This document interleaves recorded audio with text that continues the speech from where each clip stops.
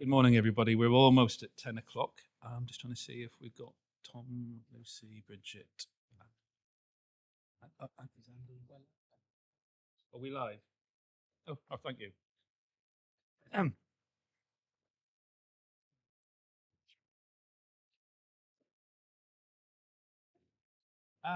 Good morning.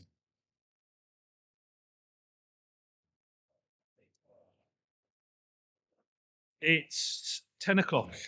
I would like to welcome those members of the public and press who are joining us today for the annual general meeting of the Combined Authority Board.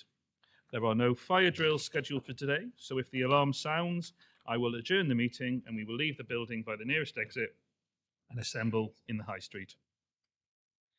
As a reminder to those present, the public session of this meeting is being live streamed, and a recording will be placed on the Combined Authorities website. Can I also ask everyone present to turn their mobile phones to silent or vibrate whilst the meeting is taking place? As always, I welcome and value the views of all board members during our debates. I do, though, reserve the right to exercise my discretion as the chair during the course of the meeting to determine the time permitted for speeches and the number of speeches to be made by any member or officer in order to maintain the meeting efficiently. I would like to give a particularly warm welcome to Alison Marston, our new Head of Democratic Services. She replaces Rishenda as the Democratic Services Officer supporting this board. At the last meeting of the board, we did not put on record our thanks to Rishenda, and I'd like to make that reverse that straight away. So officially, the board and I, as mayor, would like to say a huge thank you to you, Rishenda, and your team for all the support given to the CPCA over the last years. Time to move on. Item 1. Would the head of Democratic Services let us know of any apologies? Thank you, Mayor. We have apologies today from Councillor Comboy, who is substituted by Councillor Sanderson. Apologies from Darryl Preston, who is substituted by John Peach. And apologies from John O'Brien.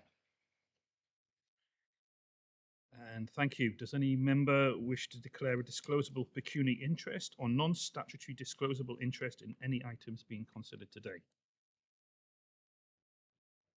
No. And as always, declarations of interest can be made at any point during the meeting. In item 1, there is also room for announcements. This time last year, I described the Combined Authority as being on life support. I also said, as a doctor, I had never walked away or turned my back on a difficult situation, and I wasn't about to start. On reflection, those words were somewhat prescient for my personal events later in the year, but now, a full 365 days on, I sit here delighted to be back at the helm for another AGM, and I remain more committed than ever to continue the journey of transformation and change that I started 2 years ago.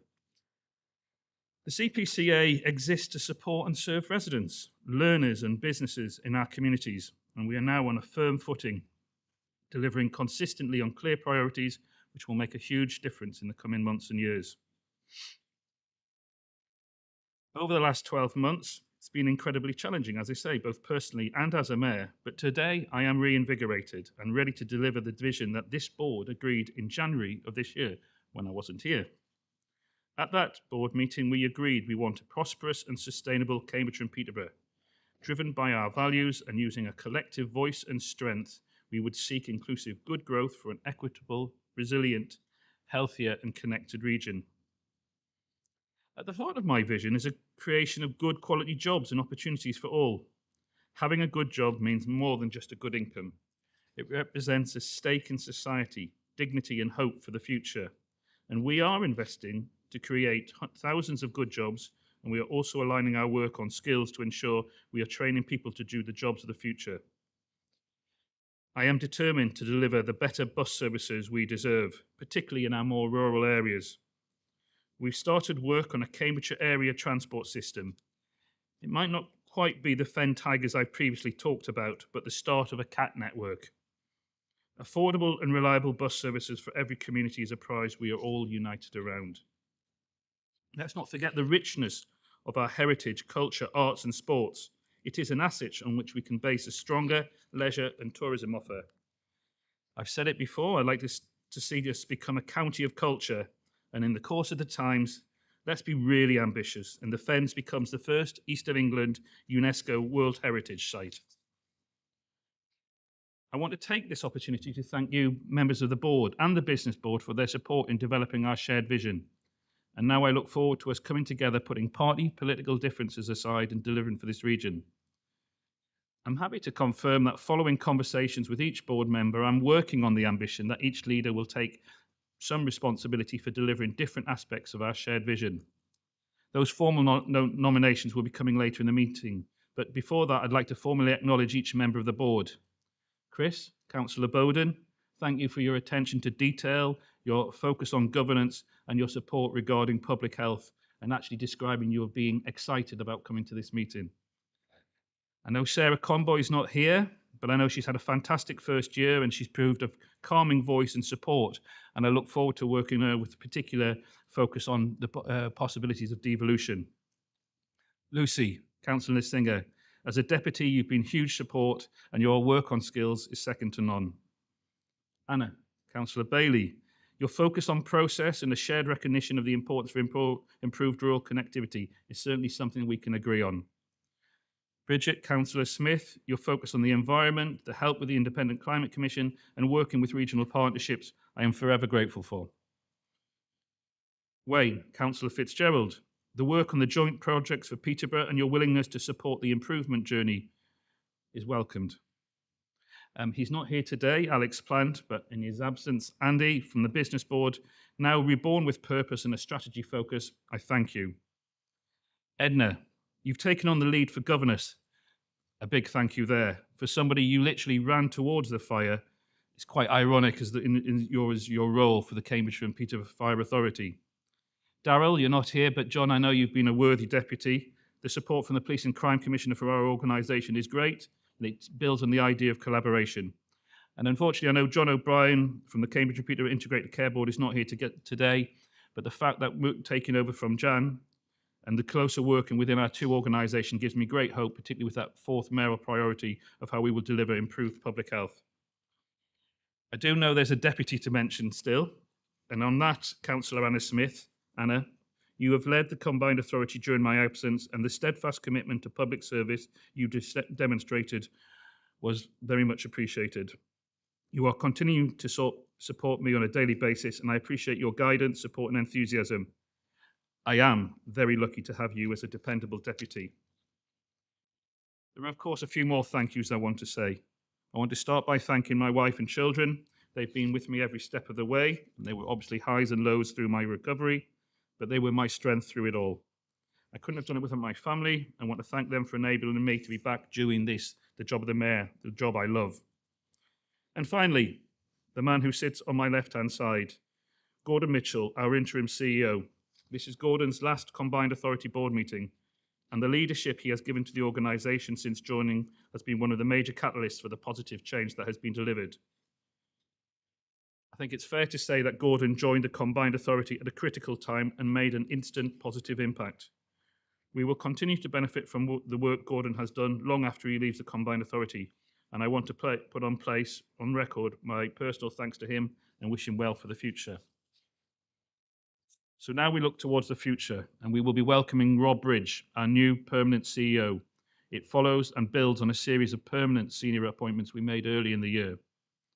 To have been able to appoint a new CEO with the experience and calibre of Rob demonstrates just how far we have come as an organisation. Rob is passionate about the region, and I look forward to working with him alongside our many partners and stakeholders to build on the solid foundations which we have built up throughout our transformation and change journey. And behind Rob is a team of officers who I also want to thank for their continued dedication, hard work and commitment. Local government staff don't always get the credit they deserve, but all of our officers have been at the forefront of driving positive change, and we are lucky to have such a strong team. It's not just something about the team here at the Combined Authority. We're all part of something bigger. We're part of a community made up of all constituent authorities, thriving business ecosystem, the wider public sector, and those groups and membership organisations that provide so much valuable input into the work we do. Going forward, the partnerships that underpin our Cambridgeshire and Peterborough community will be more important than ever. You might have heard me talk about collaboration before, but in this case, it really matters. We can't deliver ambitious plans for the region in isolation. We will work together to unlock the region's full potential and improve opportunities for all. So thank you for the indulgence of being chair and allowing to speak on this occasion of an annual general meeting. We have started a shared vision to create more and better jobs, connect our communities, and take pride in our heritage and culture. We have a combined authority which is geared up to deliver, and we know our communities are relying on us. I'm sure we can make it happen. Thank you.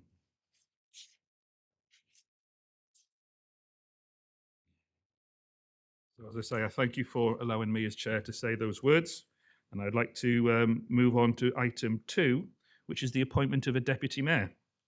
And perhaps it will go as no surprise that I will be appointing Councillor Anna Smith, as the representative from Cambridge City Council, as my deputy mayor.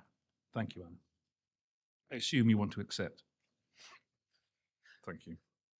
So we're now moving on to item 3. Is the board happy to approve the minutes from the 22nd of March 2023 as an accurate record and to note the action log?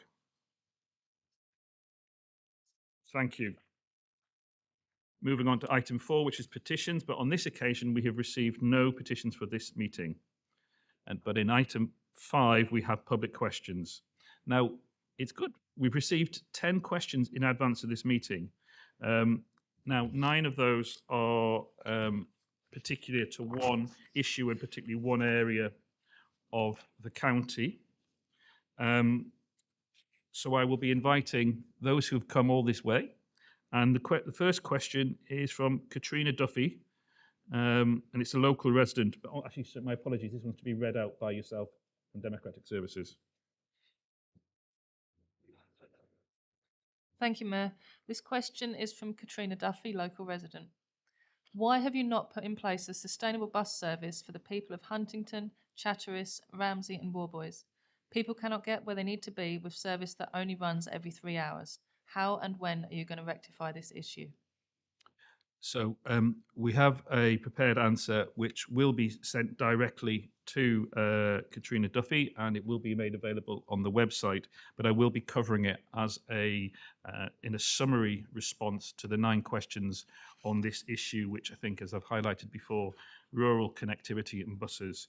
So thank you for that question, Ms. Duffy. But for question 2, I'm inviting Jean Jackson, a local resident who is in attendance, to ask the question, and I will give you a formalised response. Please come to the table, Ms. Jackson, and if you press the button and hopefully get a green response. It looks like a Wi-Fi signal. If I'm, you're on. Yeah, I'm on. Good morning, everybody. My name is Jean Jackson, and I'm a resident of Wittering. I'm here today to ask you once again to reinstate a properly funded, scheduled bus service, because I can tell you that the residents of Wittering are suffering. Many residents, from young to old, have been severely impacted by the lack of a bus service. We have evidence to show that they are being restricted in gaining access to work, to school and college, to doctors, dentists and hospital. A Wittering mum actually had to resort to walking along the A1 path with her baby in a pram to get to her doctor's appointment in Wansford. Now, how dangerous is that? There are restrictions to accessing leisure facilities and meeting friends and family. This can lead to problems with mental health and well-being, as well as causing more antisocial behaviour within the village.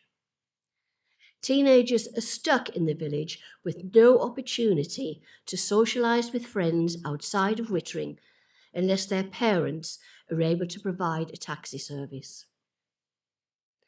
It has been known that teenagers are walking along the A1 path to Stamford to meet friends, And just on Sunday, an HGV lorry came off the A1, crashed into the RAF fence right along the path where someone would be walking. So again, dangerous. The elderly and disabled are feeling lonely and isolated. Age UK have done a recent survey showing that loneliness is as bad for your health as smoking 20 cigarettes a day or drinking too much alcohol. It can lead to more ill health, depression, and dementia. And we wouldn't wish that on anybody, would we? At the Sorry, last, can I just interrupt? I probably didn't give out the structure. You have 2 minutes. You obviously have had 2 minutes. Right. Could we have a question? If we could have a I have a question. question You know, next. I appreciate you make Yes. very sound points, Thank but you. in regards to the whole process, I need to Please, focus on please, that. please No, hear no, me no, out. no, no. Please hear I me didn't out. make it clear. So Thank you. Thank you. This is my question. At the last meeting of the Transport Committee on the 15th of March, an undertaking was given for councillors to visit the villages of Wittering, Wansford, Castor and Aylesworth to see for themselves the location of the villages and why a bus service is needed. My question today was to ask for a definite arrangement to be made, but I'm pleased to say that we now have a date of the 17th of August when Wittering Parish Council would gladly show you around the village. Coming to the end. Our residents have the same needs and requirements as every other community in Peterborough who have a bus service. It feels like we are being denied a basic service to enable us to live our lives in a civilised manner and to the fullest extent. We deserve to have the same facilities and opportunities as everyone else. Now, I really don't know what else I can say or do to persuade you. So as a last resort, and I'm not ashamed to say this to every one of you today, that I am begging you to put communities first and please give us our bus service back. Wittering is suffering. Thank you very much for listening to me. Thank you. This initial response probably doesn't do justice to your words. Do you want to stay? You're welcome to stay. So first, thank you for confirming, as you already said, there is a site meeting being organised for Councillor Anna Smith, is the chair of the Transport and Infrastructure Committee, and myself, the mayor, to visit Wittering, Wansford, Castor and Aylesworth in August to allow interested parties to express concerns and issues directly. I suspect it's that shared northeast heritage that makes you talk so passionately about things I Yes. also believe in. Thank You for your question. We will give you formal response, and there will be a summary of all these issues. Just for the other people coming to the table, Jean's, I think, demonstrated the passion about this subject. It is not going on deaf ears, but in terms of trying to run the meeting, I have to stick to 2 minutes. And can you please focus on the question that you have submitted? I don't like to interrupt people, but I will do that in the future. As I say, I think the charm of the Northeast got you there with Jean. Thank you very much. Thank you. Can I invite Susan McGill to ask her question, please?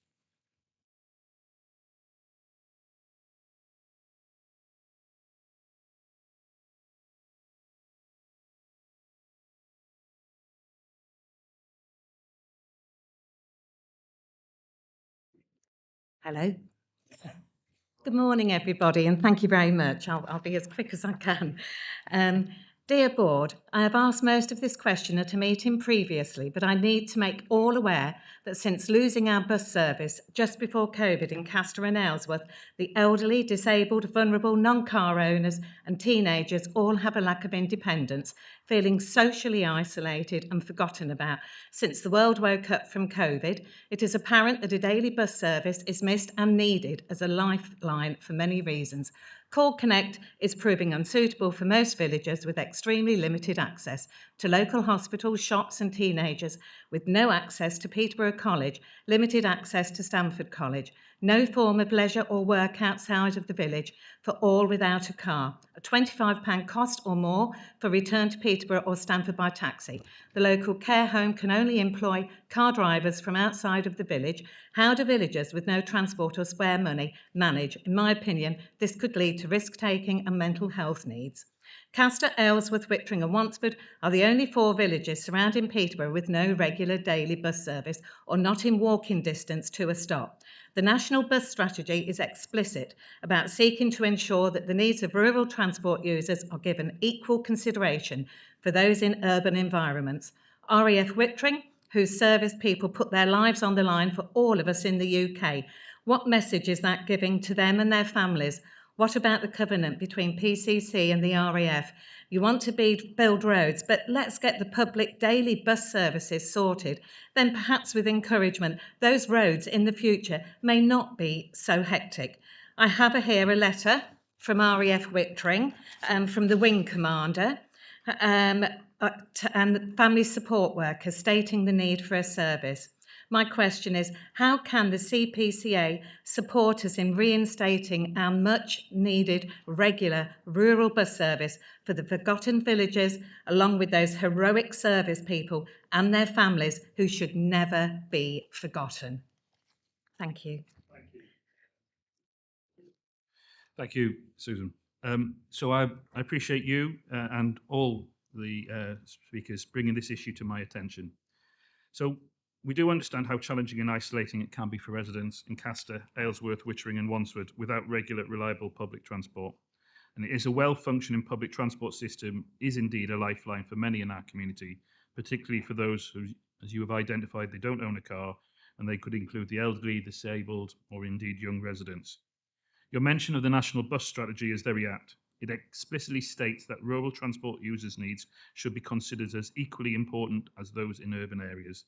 I also agree that alongside building new infrastructure, we need to ensure that our existing public transport services are working efficiently and serving all the people who rely on them. Your question and your passion truly underscores the importance of our bus service improvement plan. We are dedicated to using the funding available to us enhance the reliability and coverage of our bus network across the patch. As with the communities of Huntingdon, Chatteris, Ramsey and Warboys covered in another public question, the board has asked officers to undertake a bus network review, and I will ask them to specifically report back on the options to serve our communities better, with particular attention to your area. Thank you for your continued advocacy on behalf of your community. It is to be applauded. Your input helps us to make decisions that better meet the needs of all residents in Cambridgeshire and Peterborough. Thank you. Thank you very much, and thank you all for listening. Thank you. We have Joanna Galt, who is also in attendance, to ask a question.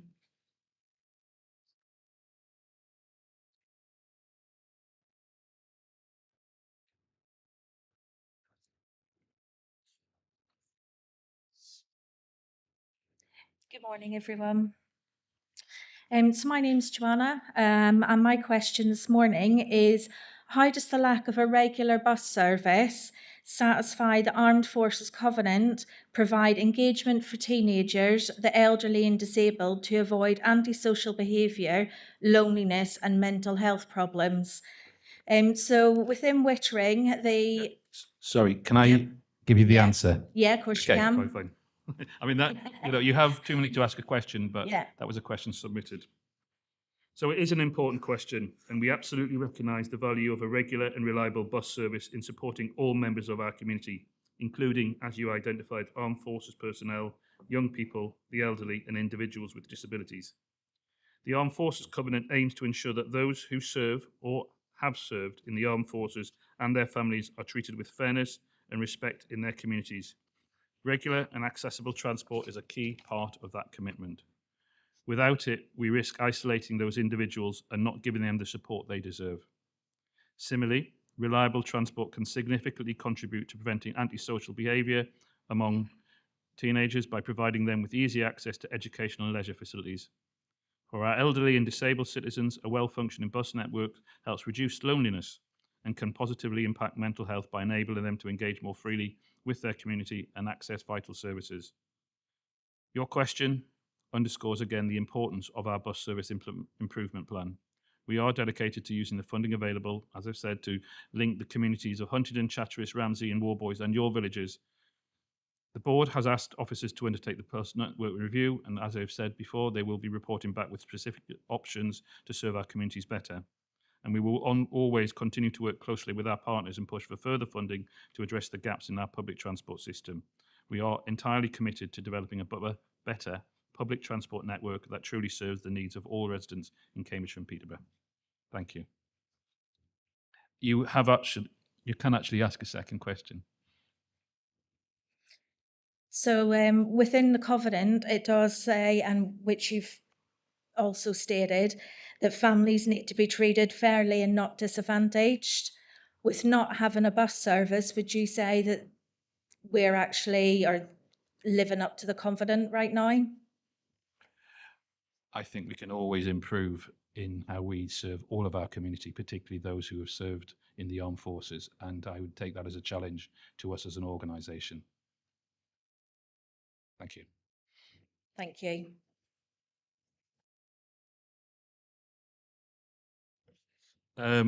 Question 5 is also from Verity. Verity Cod. Is she here? Oh, sorry, no, it's to be read by Democratic Services. My apologies. Thank you, Mayor. So this question is from Verity Cod, another local resident. I am a single parent. My youngest is leaving school this summer. I have lived in Castor from a young age, and as I did, my oldest two enjoyed a reliable daily bus service to encourage their independence, which also helped me as a working parent. There has always been a Stamford to Peterborough bus service until just before the start of COVID, so it is a different story for my youngest. It has affected her decision RE college courses, as there is a college bus to Stamford. However, should the course she wants to be a part-time one, I as a working parent am unable to collect her on a daily basis. This means she will be at college with no way home until late afternoon or in the morning until the afternoon course starts. Should her choice be Peterborough, I feel it would be the same. My daughter wants her own independence, as teenagers do in Peterborough City and surrounding areas. How can she do this? I work on a Saturday, but also should she not have her independence? This leaves her and other teenagers like her marooned in the village, unable to go into Peterborough or Stamford for part-time work, and not being able to learn the independence of socialising with friends at the activities or restaurants that Peterborough offers. Connect Call does not suit her needs. Please, she is not alone and is one of many in feeling like this. What will you do to provide a regular through-the-day bus service? So obviously we're touching on a lot of similar points with regards to these questions. A formal response will be given on the website and will be sent to the questioner. But I want to move on to another local resident who is in attendance, and that's Sandra Snard.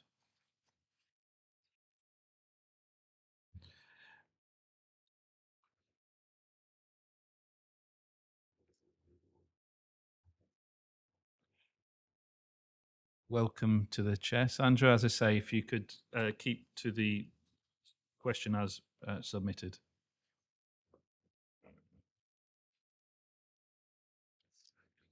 Good morning to all. I have lived in Castor and Ellsworth for 60 years. My husband was born here. There, we have always had a daily scheduled bus service until just before COVID.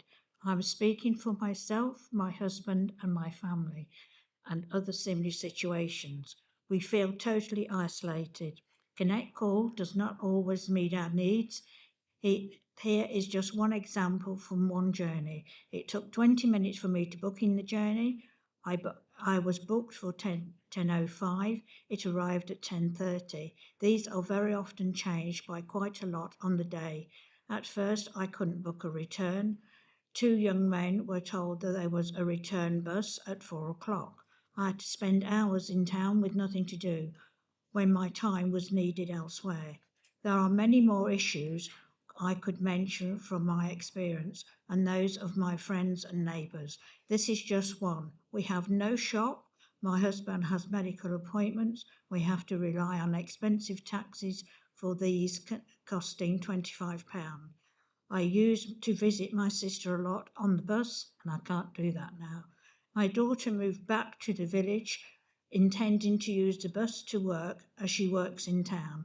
Instead, she has to run 2 cars so her and her husband can both work. We will hope to have a scheduled bus service. Will you help us to get one back? Thank you.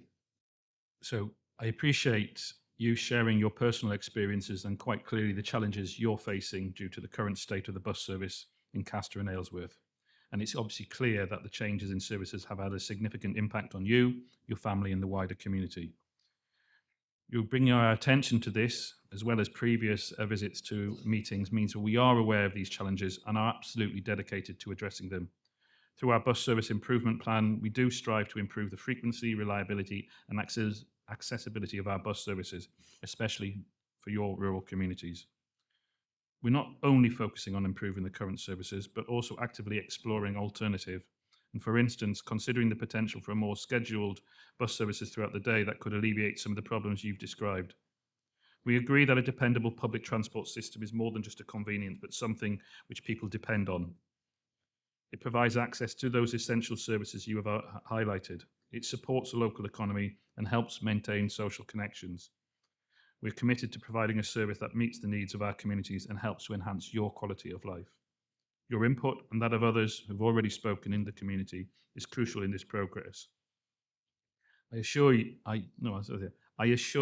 that we are taking these concerns seriously and are striving to find sustainable solutions, along with the bus operators that serve everyone. On this, I have to thank you for some patience and understanding as we work on these improvements. Thank you. The next one, and thank you for all bearing with this, but I think it is important that these get the respect that they deserve. It's from a local resident and is to be read by Democratic Services. Thank you, Mayor.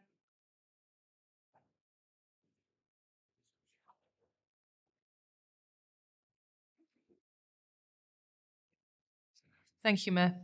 This question is from Dave Hughes, an RAF veteran local resident. I'm a recently retired Royal Air Force warrant officer. I was based at RAF Wittering after completing more than 36 years service and have settled with my family and live in Wittering Village. A lot of RAF families really struggle living at the base without a reliable daily bus service. There is now no access for RAF families to the base doctor, so without transport they have to walk 3.5 miles along the A1 dual carriageway to Wansford. Teenagers also suffer greatly with no access to public transport and feel they are unable to develop their independence without relying on their parents.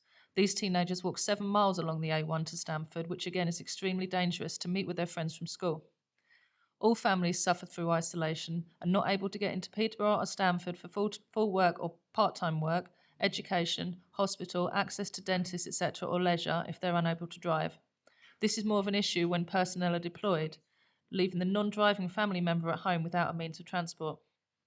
Equally, not all service personnel drive or want to drive when meeting socially. Taxis are very expensive and more than £20 a time or more if travelling to Peterborough, which is about £28 to £30 return. Service personnel don't always have a choice where they serve and when they do. They can find it unattractive to be assigned to RAF Wittering and may choose or request not to come because of inadequate public transport. My question to you, and I ask this in the context of the Armed Forces Covenant to which you have pledged to support, is what are you able to do to get the Peterborough to Stamford bus service for the service personnel and their families and the people of Wittering? Okay, once again, a very important and challenging question. There will be a formal response to this question put on the website, and I thank the questioner for bringing it to our attention with that specific group. The question 8 is from Julia Cunnington, and again is to be read by the Head of Democratic Services. Thank you, Mayor. So this one's from Julia Cunnington. Wittering, Wansford, Aylesworth and Casters residents request for the daily Stamford to Peterborough bus service to be reinstated. Wittering return taxi to Peterborough is roughly £40. Return to Stamford, roughly £30. Return to Wansford, £30.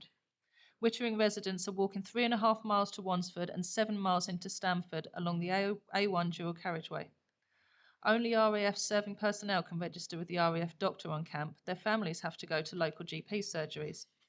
Teenagers are isolated from gaining employment and meeting friends outside of the village. Social isolation, loneliness, and mental health are issues for all ages. Can the combined authority help the 4 villages get a bus reinstated? Again, there will be a formal response, and I mean that's a direct question. Can the combined authority help the 4 villages get a bus reinstated? All I would say is that that's exactly what we're trying to do. Moving on to question 9, and this is from Helen Daly, who is in attendance, and if you'd like to come to the floor.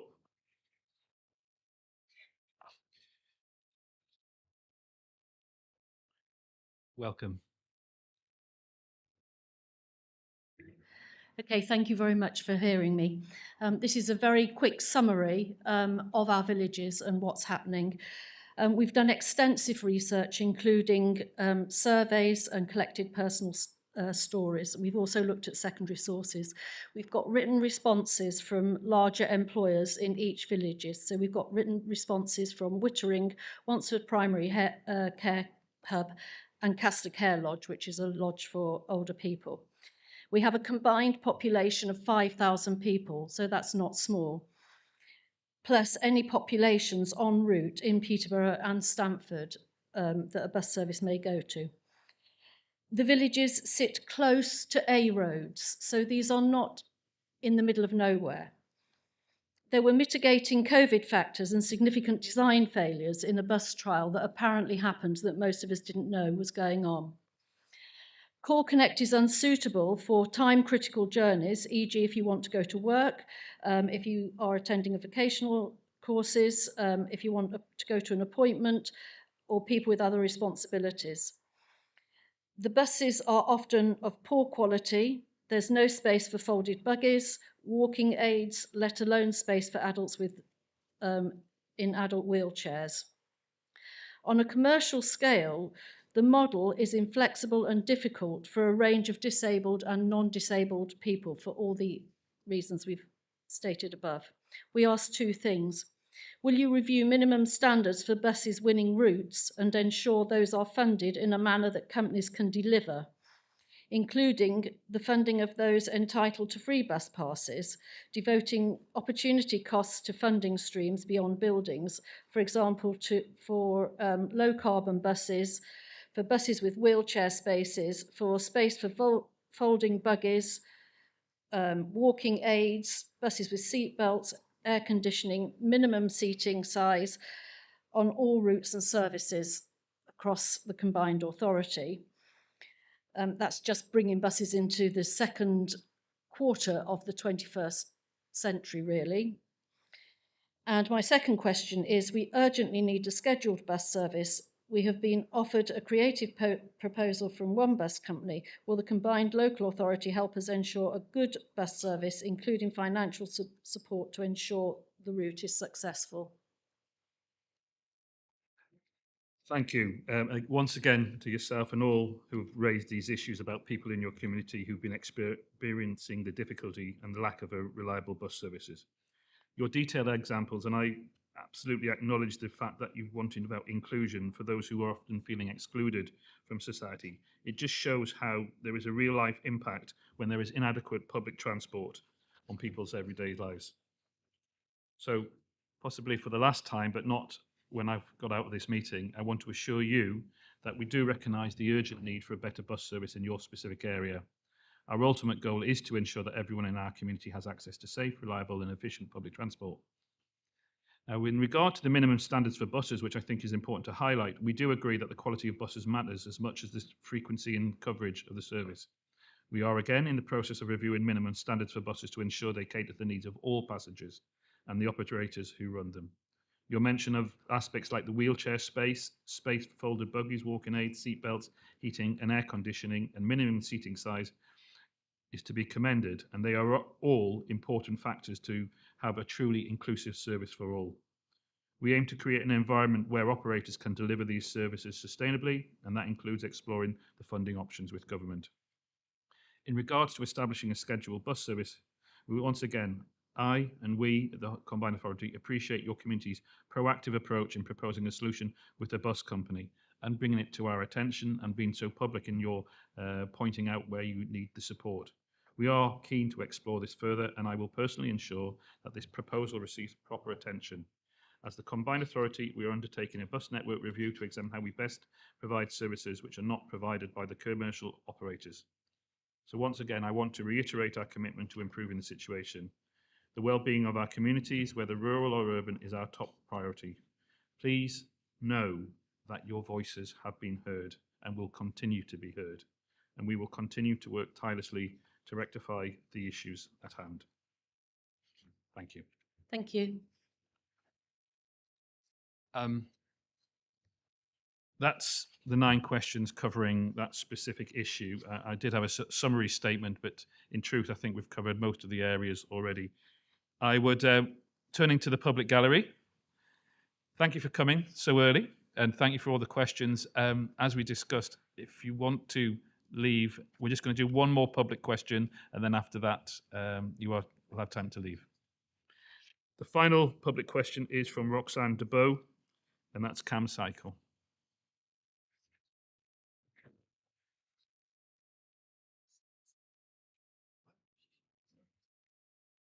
Good morning, everyone.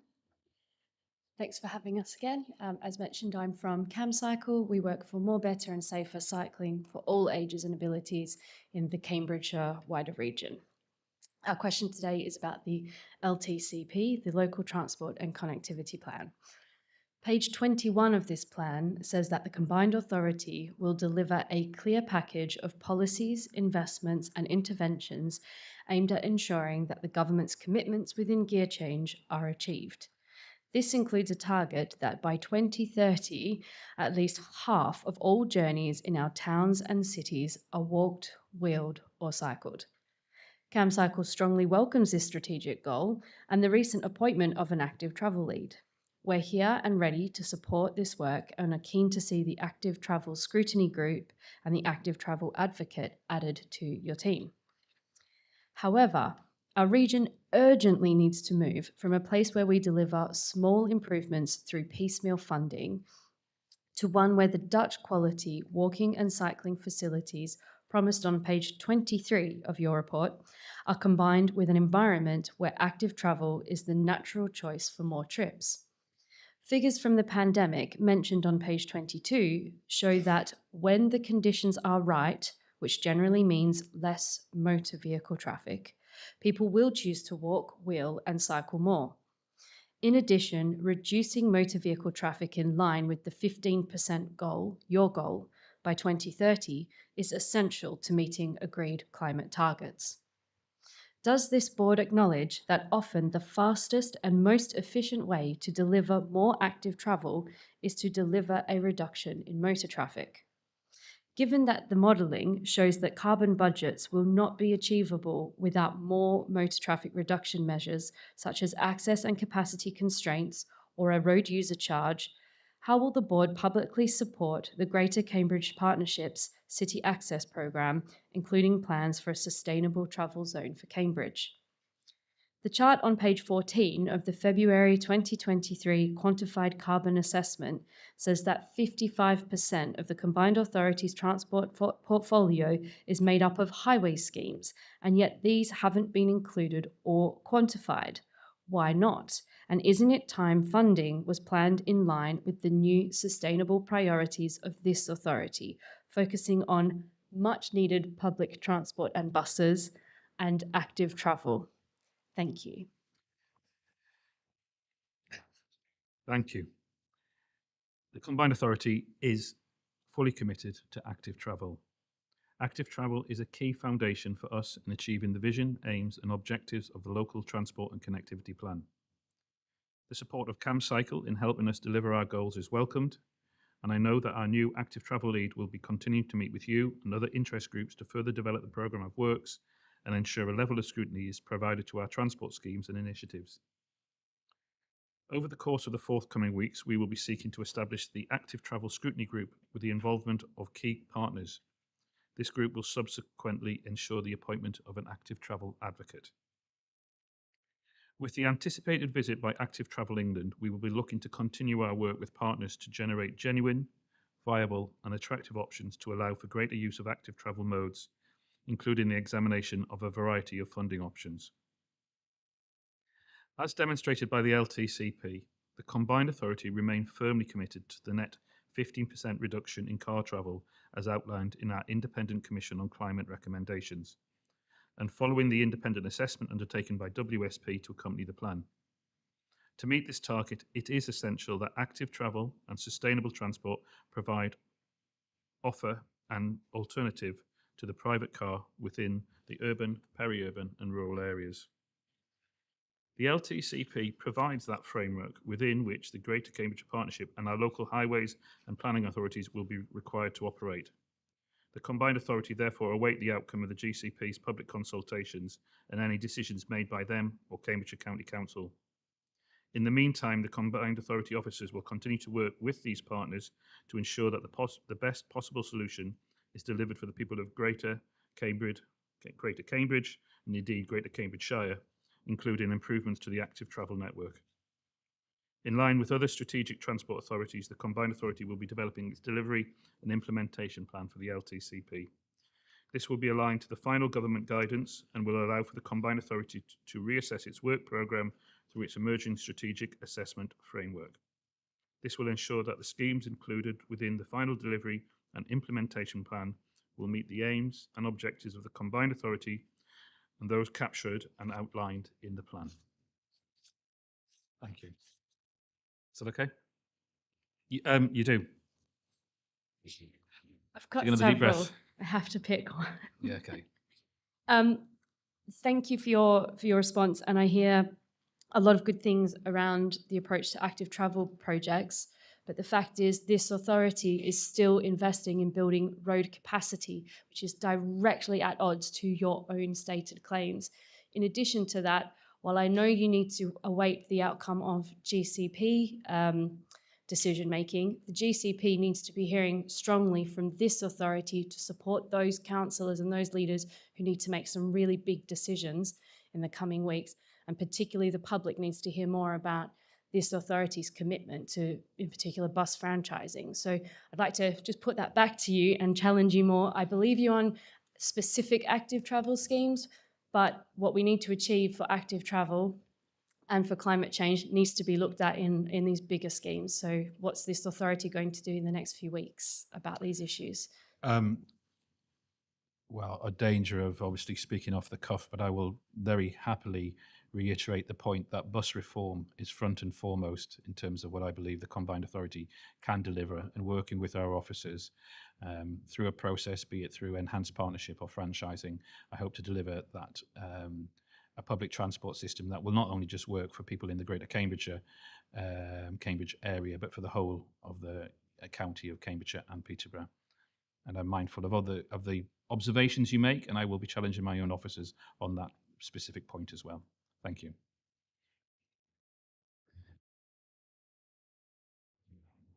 I'm going to just take a deep breath.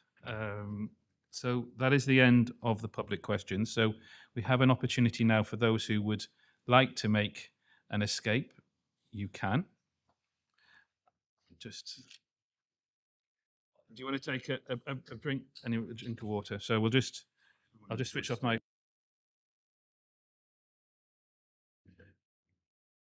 Are you staying? Oh, right. Oh, didn't know it was that riveting. Okay.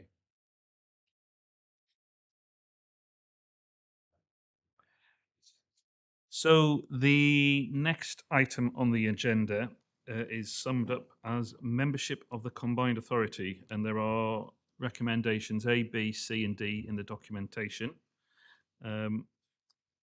And I am moving the recommendation from the chair, unless anybody wants to make any discussion points on this, but I think these were all brought forward to us earlier. Do I have a seconder? Oh, sorry. Sorry, I believe there's a mistake. Okay. And it's either in this one or it's certainly connected. Councillor Steve Allen should be the deputy for Peterborough, not Councillor Sainsbury. I think somebody was advised. Okay. It was a temporary thing last year because somebody was unavailable. So Councillor Steve Allen. Councillor Steve Allen is my official deputy to the board. Okay. Okay, And we thank you very much. will be welcoming him if you I are know, he'd available. be thrilled to be here. Okay. I need a seconder, but I'm just conscious that Anna's left. No, I'll use my other deputy then. So Councillor Singer gives me as a seconder. So we will move to the vote for recommendations B and D, and recommendations A and C are for noting only. So I have to wait for Anna. Anna's not here. All right, okay. Votes in favour?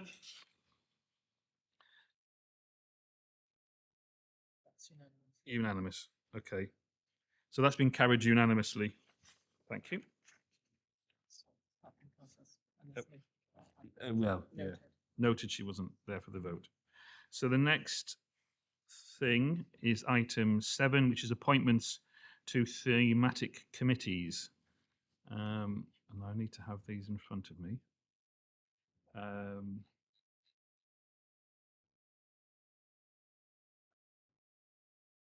Just to say, they are in an appendix, which is Appendix 1 with lead member responsibilities. There's also the thematic committee membership and obviously human resources committee membership. I have, just as a note to say, I have been speaking to you all about the prospect of more work coming from central government and work that's been done by the M10 group in terms of acknowledging how trailblazer deals have been put forward by Greater Manchester and West Midlands. And with that in mind, and knowing that all other combined authorities are kind of looking at this from a point of view of an opportunity working between officer groups to make sure that any opportunities for further funding, further responsibilities are coming our way, means that we need to almost like gird our loins for the next couple of weeks and months. So there is a lot of work going on. And on this note, I spoke to Councillor Sarah Comboy of Huntingdonshire, who in the past has done quite a lot of work around devolution. And in the course of time, but not today as such, I'm going to looking towards creating a post of a lead member for devolution. For some sort of role, which will help us sort of coordinating between ourselves and our officers to kind of look at the opportunities that are forthcoming from that kind of policy that's been developed across all political parties and across the United Kingdom. So I just wanted to make a note of that, although that's not actually on here. But anyway, I am happy to move the recommendations from the chair, but would need a seconder. I'll take that from Anna Smith. So we'll move the recommendations for A and C, and recommendation B is for noting only. Votes in favour? And that's carried unanimously. We will now move to the appointment for the Overview and Scrutiny Committee. Was there anything outstanding? I know there's a sort of second nominee for Overview and Scrutiny from Cambridge City to be confirmed. Yeah. But we don't. Do we know that? From Cambridge City, a second nominee for Overview and Scrutiny? I don't have that currently, but I can try and find that for you by the end of the meeting. Okay. Anyway, with the exception of that, so noted, I will move the recommendations from the chair, and I would need a seconder. Oh, do you want to? There's a typo at 3.5, which refers to the years 22-23. I think it should be 23-24, and there's a similar typo in agenda item 9 as well. I think it occurs twice in agenda item 9. Right. Thank you. Thank you for. As I said, I'll move the recommendation from the chair, but we need a seconder. Councillor Smith, thank you. So taking that vote on the recommendations. Oh, sorry. Councillor Bowden. Thank you, Mayor. I've got a couple of points I'd like to raise here, if you don't mind. The first is that the apportionment of seats on the Overview and Scrutiny Committee, and for that matter on the Audit and Governance Committee, is made, first of all, on political proportionality, and secondly, to achieve a fair and proportionate allocation of those seats between the local authorities which make up this combined authority. And I was very disappointed that the communications which were sent out on this matter by the combined authority were sent to something like 40 individuals about the calculations, but they weren't sent to the members of this board. And they were sent out on a confidential basis as well, which I didn't really understand. May I have an assurance that in future, when the proportionality calculations are being considered and sent out, that the members of this board are also included in the circulation list, please? Because it wasn't noted when the first lot were sent out that there was in fact a mistake on the numbers, and that hadn't been picked up. And we as members are very often the ones who are most closely aligned to what is happening in terms of the political affiliation of members of our own councils. Like I said at the start of the meeting, your attention to detail is to be acknowledged, Councillor Bowden. So I would absolutely, following on from that, I would expect all of us board members be included in the discussions as to how this is playing out, and also making sure that our reports and all our information is close to best punctuation and close spelling as possible. So thank you. Thank you very much. I'm not going to be so petty as to talk about the spelling, but the principle of being informed is really important. The second point on this, Chairman, if I may, is that still, after being a member of this combined authority for 4 years, I still do not understand the apportionment process which this combined authority uses in order to allocate specific seats to specific councils. Now, very kindly, Mayor, the monitoring officer advised me yesterday of the specific process used for the Audit and Governance Committee, which is absolutely fine, but I'm still not aware of the process used, the detailed process used on the Overview and Scrutiny Committee. And I think it's really important that we do have absolute transparency of the process which is used. I'm not criticising, although there's more than one way of doing this, I have to say. I'm not criticising what we do. All I'm asking is that I know and that we all know what we do and how we do it. And at the moment, I'm still not aware of that. May I ask for an assurance that in the very near future, the process for allocation of the Overview and Scrutiny Committee could be sent to all board members so that we're aware of this for the future? Obviously, it's quite a specialist area, and this one's the sort of thing that would need support from my officer team. So I'm going to ask monitoring officer to respond to that, please. Thank you, Chair. I will circulate how membership is apportioned to all members of the board. Can you hear me?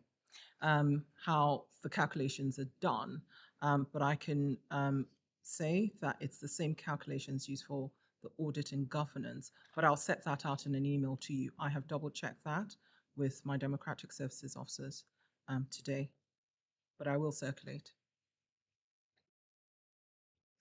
Thank you for that, Mayor. But Audit and Governance is a 7-member committee with only 1 representative per council. And I fully understand the process which Edwina, the monitoring officer, kindly advised me about yesterday on that. But that can't apply exactly when you have 2 members coming from each local authority, as we do with the 14-member committee on O&S, especially when sometimes that representation will be split between 2 different political parties. Now, I'm in no way suggesting what's being done is wrong. I just don't understand how it's done, and I would like the understanding of how the principles which we have for the Audit and Governance Committee are applied to the 14-member Overview and Scrutiny Committee. And if that can be made explicit to all of us, then all of us will be in a better position to understand what is going on. Thank you, Mayor. Absolutely, and I believe my esteemed colleague has already confirmed that she will be writing to you and to all of us to make sure that those points of query are answered. Thank you, Edwina. On that, I would like now to move. I'm looking down, not up enough. Councillor Sanderson. Thank you very much, Mayor. And just on the same point, if you, Edwina, could just clarify the position for independent members. I know that's changed over the years, hasn't it? There's been a little bit of uncertainty about whether they constitute a group on their own or not. If you could clarify that position, that would also be useful. Thank you. Okay. Noted. So as I said, we're on item 8, and I'm moving the recommendations from the chair, but would need a seconder. That's from Councillor Smith. Those in favour? Unanimous. Okay, thank you. So item 9 is the appointment of the Audit and Governance Committee, noting obviously comments that have already been made. I would like to move the recommendations from the chair. Do I have a seconder? Go on then, Anna. You're my dependable deputy, so I'll take that from Anna Smith again. Votes in favour? Unanimous. Sorry? The dates are, as I mentioned before, the dates are wrong at recommendation D and at 3.4. I think it's probably quite important to have those right. Okay. Right, we'll make sure. Okay, noted. Thank you. I believe we are now at item 10. Is that right? So this is the Overview and Scrutiny Committee Annual Report. Now, Councillor Lorna Dupre is joining us remotely to introduce this report. Hopefully, I can see her, but she looks a long way away, but so somewhere very different to Huntingdon. Councillor Dupre, it's 11 o'clock. Thank you for bearing with us. Welcome to the meeting. Can you hear us? We can. The floor is yours.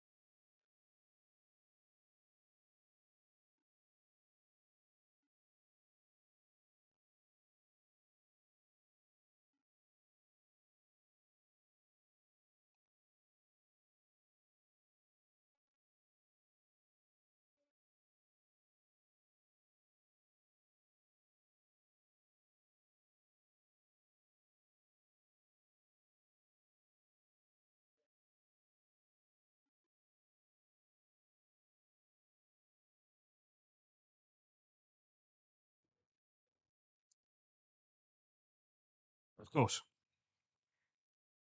For everybody gathered here, are there any questions or comments on the report for Councillor Dupre?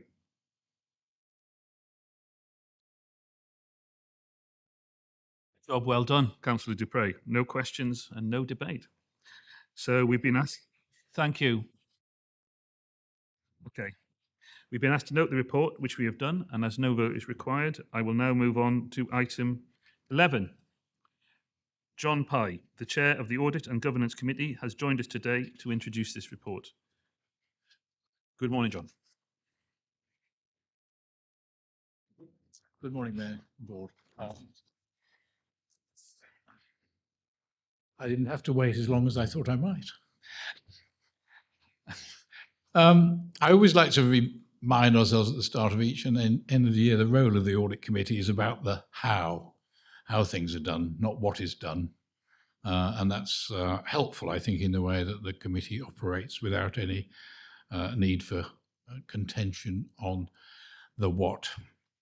We're looking at, are the internal controls in place and have they been applied? Is a simple way of describing it. And in my earlier reports, remembering I sat in this as chair since the beginning of the combined authority, I've rather referred to them as like watching paint dry. They were, as the combined authority settled down and set up procedures and did all those necessary hygiene factors, I've always been able to give a positive feedback to the board. But that isn't the case this year in the way that we've described events. And I think that when I look back, the first portent of the problems that have faced us all in the last year were actually before that. In 21-22, the internal auditor gave the combined authority a negative opinion. And that, he advises me, is fairly rare in local government. He hasn't made his opinion known formally yet for the year that comes to a close, 22-23, but I expect that will also be a negative opinion, and we will know next week when we have our first Audit and Governance Committee of the new municipal year. The external auditor has not yet given his opinion on 21-22. We will have to think about the time scales here, and he's due to do that in September. And thereafter, he will then work on 22-23 and the statement of accounts. So it's slightly in arrears.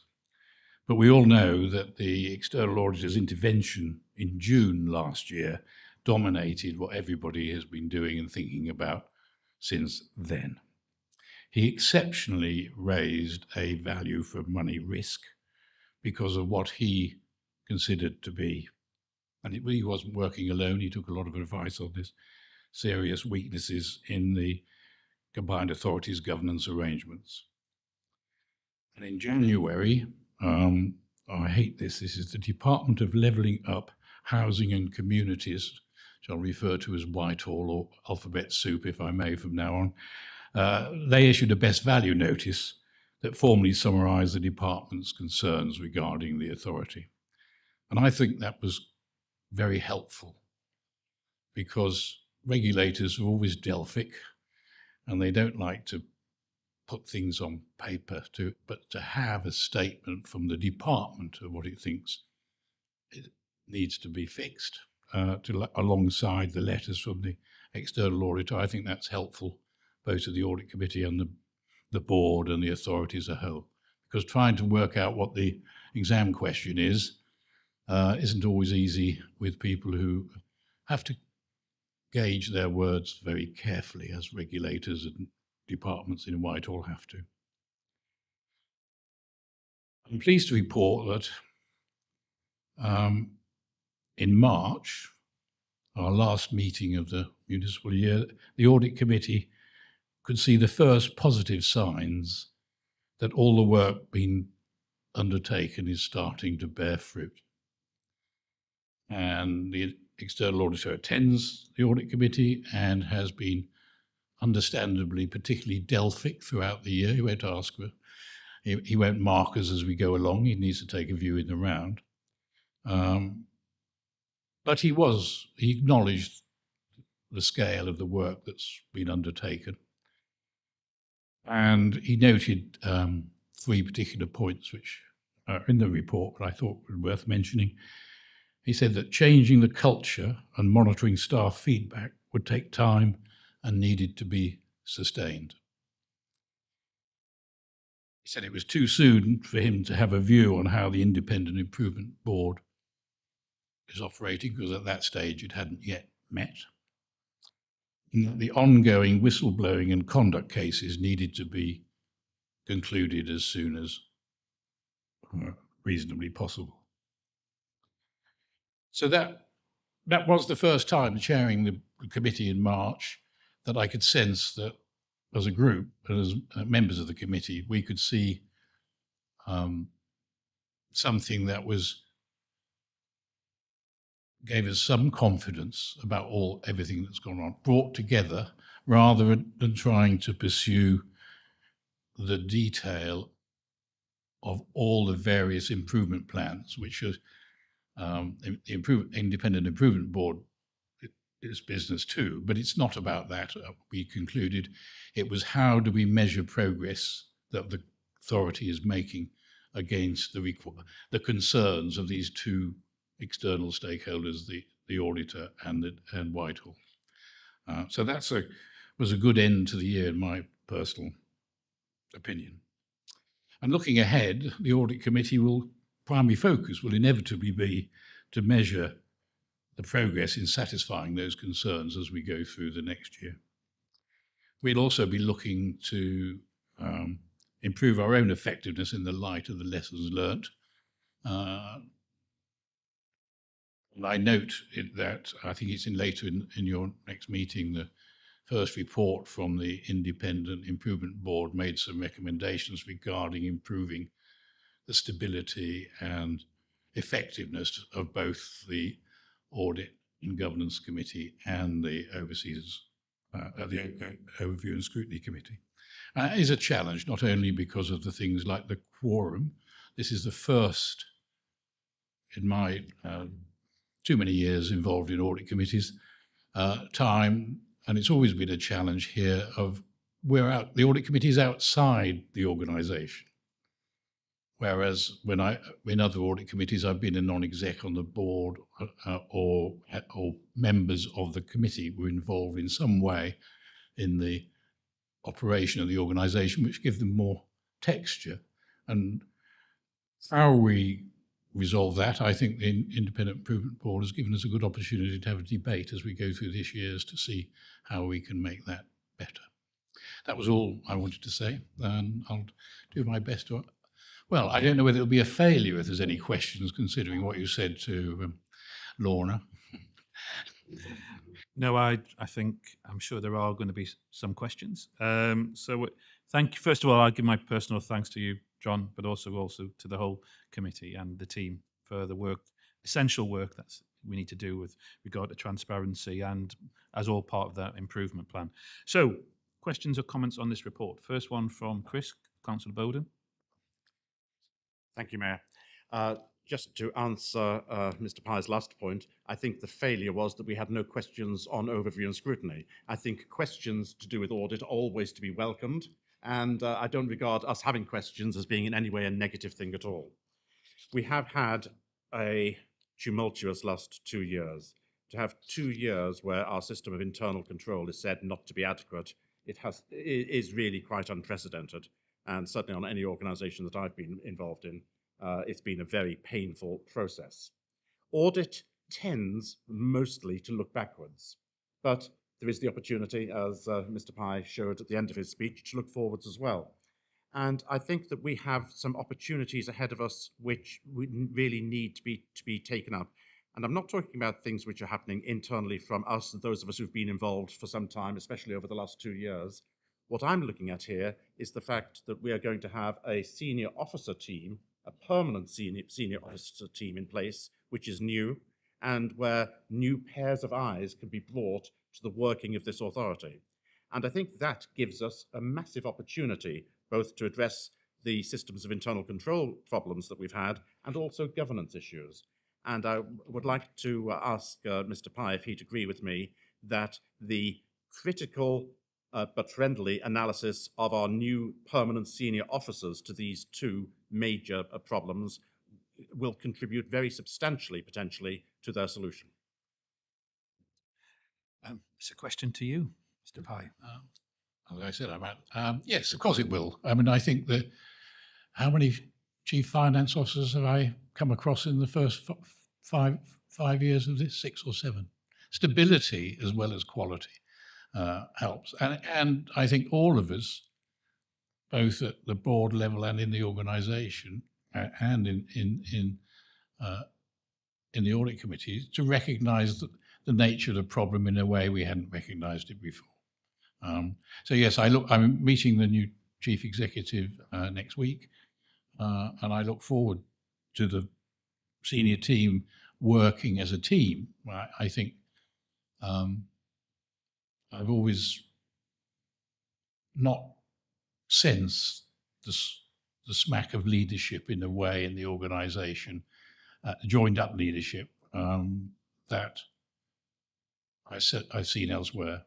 And looking ahead, whilst you gave me that opportunity, we did have a couple of years ago a session with the Leeds officers on horizon scanning, because things appeared in the combined authority that we were unaware of, and the change of need, for instance, the transport, which has preoccupied so many of the questions this morning. And it was a surprise to me and to my colleagues on it that we didn't get from it a clear recognition that things were changing so much, the nature of the business was changing, that and that, in my view, was to do with the lack of joined-upness and leadership at the top, because people were working as islands. And I think the way that the authority is moving now will fix that, hopefully. Councillor Bailey's indicated. Thank you very much. Thank you, Mr. Pye. Thanks for the committee's work and report. So I worked incredibly hard over many weeks and months to try to get to the bottom of 2 breaches of governance issues relating to procurement of bus services, where officers had, by mistake, carried out procurement of bus services without appropriate governance cover. And I did write to yourself and the committee about this issue. I've noted that the work of the committee tends to be very high level, but I was surprised when there's been 2 clear breaches of governance by officers that it was left so wholly to officers to deal with that and to explain it. And frankly, if I hadn't worked for weeks and months on end, asking endless questions, hitting stone walls all the time, it never would have come to light in the first place. So I was rather surprised at the apparent lack of interest from the Audit and Governance Committee into the breaches that had taken place, and the opportunities to learn lessons and make sure that what officers were saying and doing and putting in place was going to actually help us do that. And I'd be interested in your comment on that. We were never formally aware, so it wasn't a lack of interest. I think it looks backwards, it looks strategic, it agrees the priorities. The internal auditors are our agents, we have no competence. Procurement is an issue which we know that there's just completed now an independent review into procurement. The general nature of control and procurement card risks and procurement risks were one of the reasons you got a negative audit opinion. It's not for the audit committee to fix it. And I think in the new era, I would hope that board and the officers will work together to solve it amongst themselves. In my opinion, the audit is not the 7th Cavalry.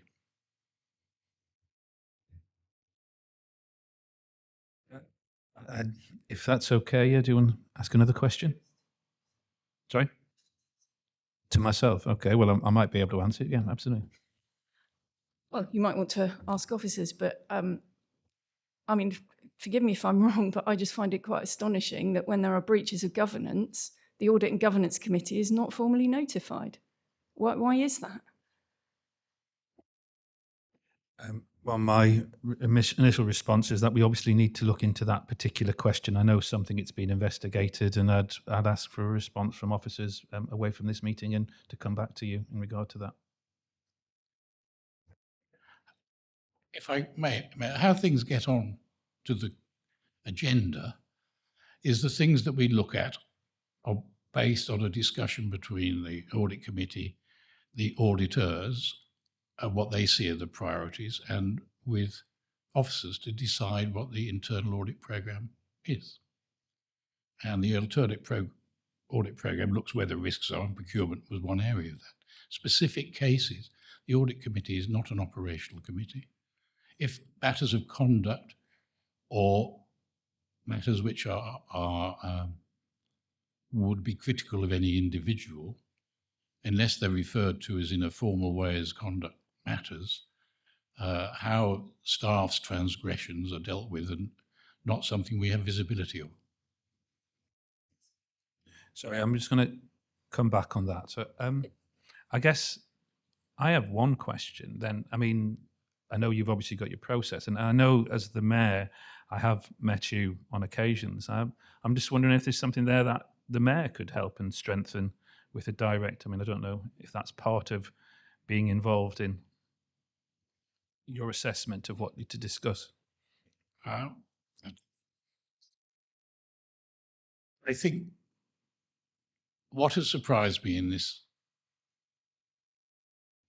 journey, and in previous reports I said that not only were we supported well by officers who always respond to our needs, but I thought there was a level of candour which actually I realised was not there. One knew from the advice from the auditors that the strategic nature of the areas of weakness, but no senior officer or chief exec ever gave me or the committee a full insight to the nature of the underlying problems. And I think the solution in the future is that we need that relationship where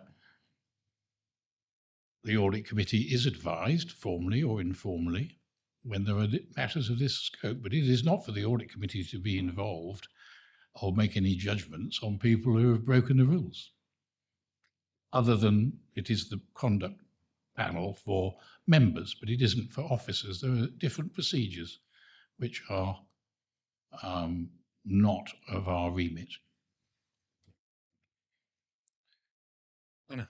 Councillor Bailey, sorry. So I absolutely support and understand what Mr. Pye is saying. It's not for you to get embroiled in the detail of individual cases and working out, who's done what wrong.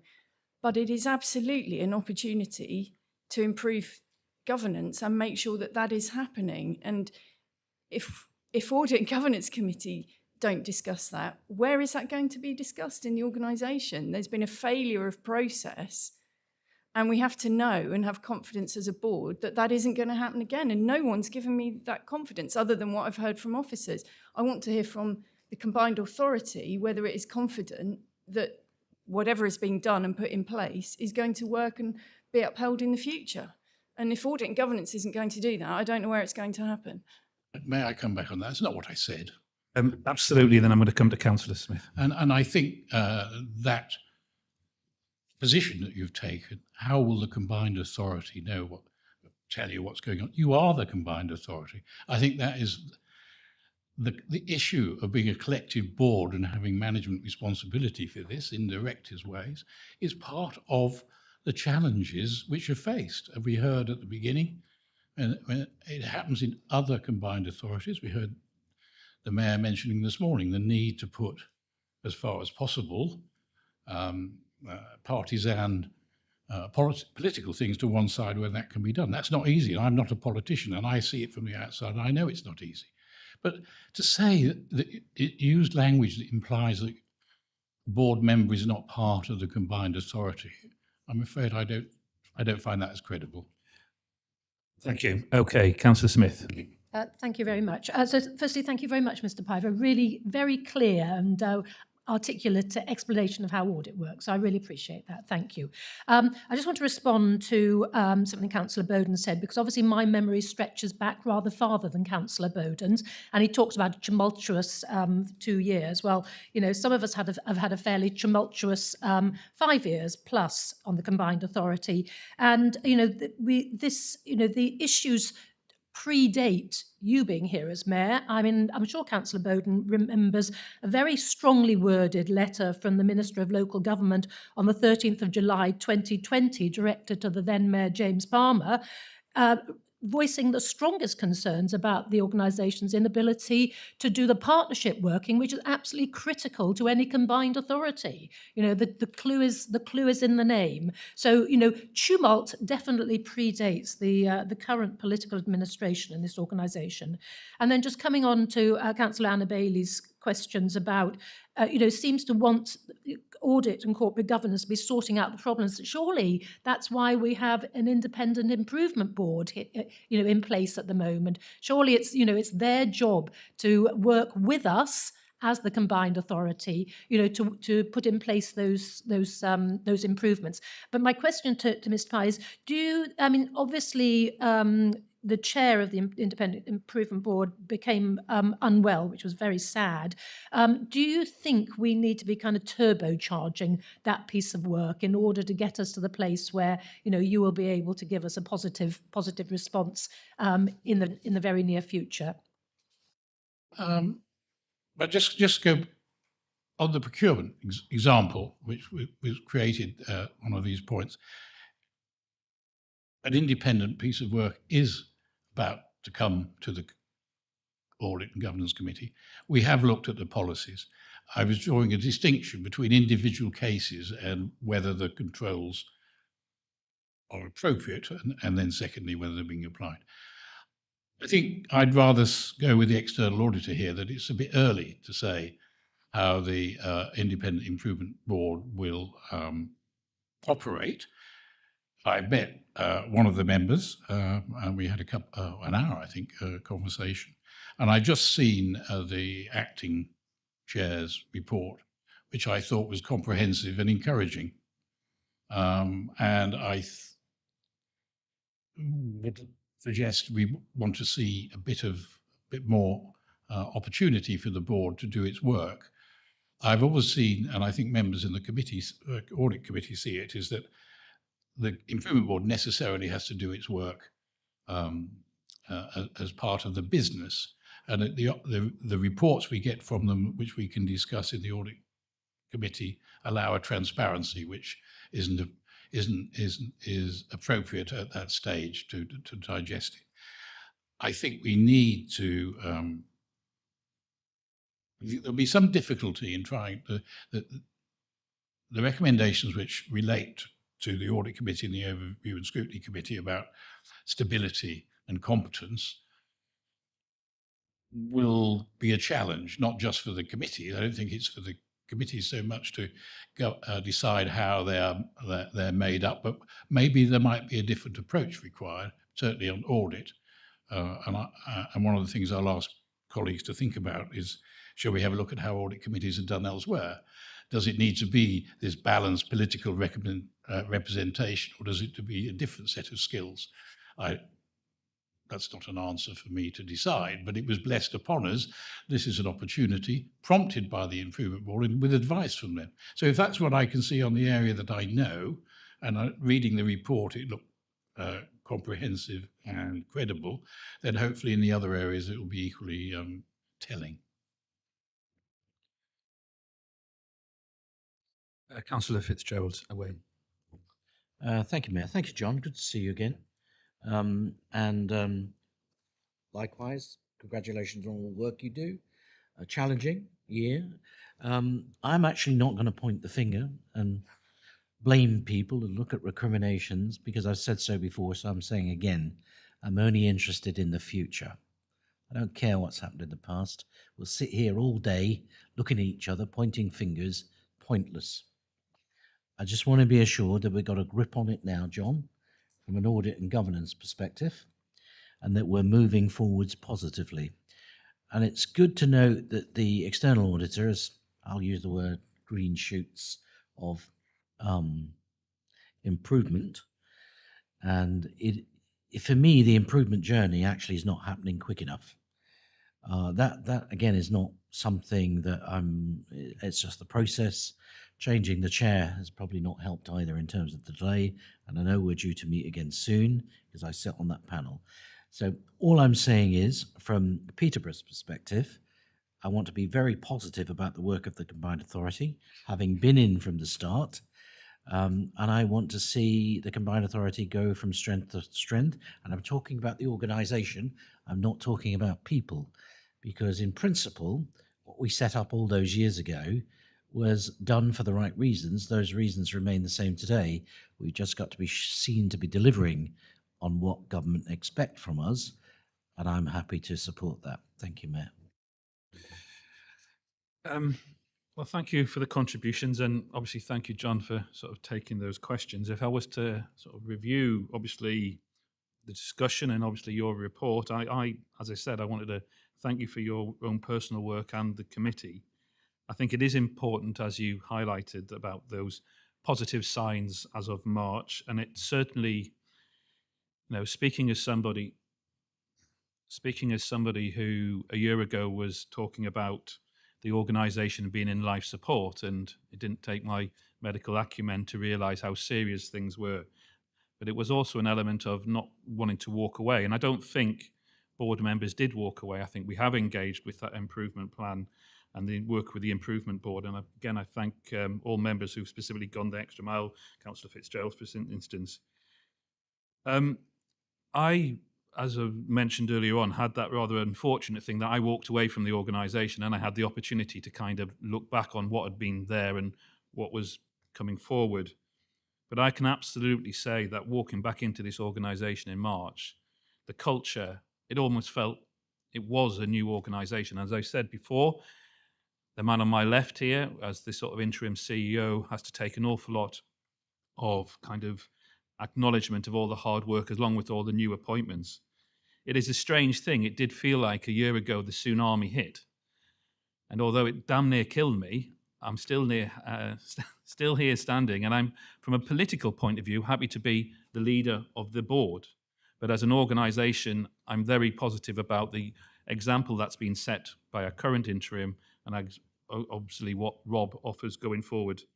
There will be stability. And I'm thanking you very much for all you've put together in terms of giving that acknowledgement that there has been improvement. And I believe we are going in the right direction.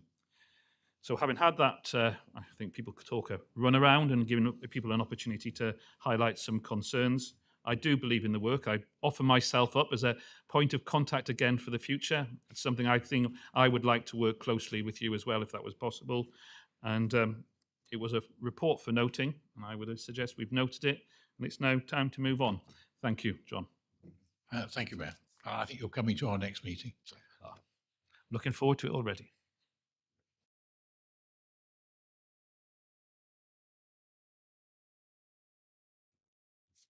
And as a final item on the annual general meeting is the calendar of meetings. Are there any particular questions or comments on the calendar of meetings that are in front of us? I can see no comments. I did double check to ask about the potential. Oh, Councillor Bowden. Thank you, Mayor, and I hope you don't think I'm being funny when I say this, but it is something I have said over the last 2 years. Very much welcome what we've got here, happy to support it. It really is important that the Combined Authority and officers start working on the calendar for the forthcoming year, because all the rest of the local authority system within Cambridgeshire and Peterborough depend upon the Combined Authority to get their dates in first before we can start putting our dates in, first of all at county level for the two-tier authorities, and then coming down to district. So may I just make my point, as I've made last year, the earlier the officers start on thinking about 24-25, the better. Thank you, Mayor. That point is noted, and I will make it a specific request of our incoming CEO, Edna, Councillor Murphy. Yeah, just a query about the frequency of the board meetings. We have penciled in every other month, and I thought one of the points about the improvement programme was to have less frequent board meetings. And yet, if we have it penciled in, we still have to keep it. So I'm just wondering where we are with translating some of the improvement points that are going to improve our ability to function as a board into reality? Yes, I acknowledge that. That was the kind of direction of travel. I think we're at a point of transition, obviously, with one CEO coming in and another, and it may well be we may need to keep on the current frequency for a little while longer yet. But without having that conversation directly with the incoming CEO, I'm sorry I can't give you a more direct answer. But I think aspirationally, it's something I think as a board we agreed on and we would want to move to. Councillor, John Peach from Police and Crime. Only a very small point, Mr. Mayor, but I see on the list of meetings, Peterborough City Council doesn't appear to be having any meetings. I don't know if my colleague Wayne Fitzgerald would wish that to be true, but they did agree diary meetings at their full AGM, so that needs putting in.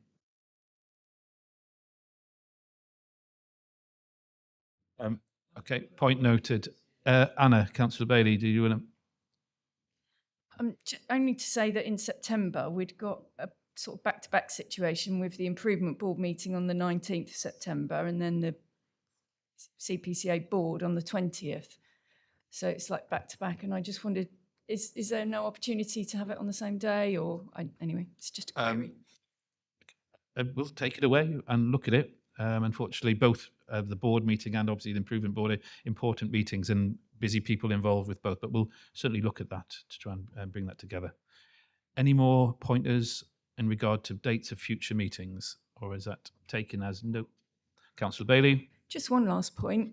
We've only seemed to have 2 locations for our board meetings. We did used to go round other local authorities. We haven't had a board meeting in East Cambridgeshire since you took over, Mayor, and I wonder if that's something that's worth looking at again. I know you've still got a lot to be confirmed in terms of locations.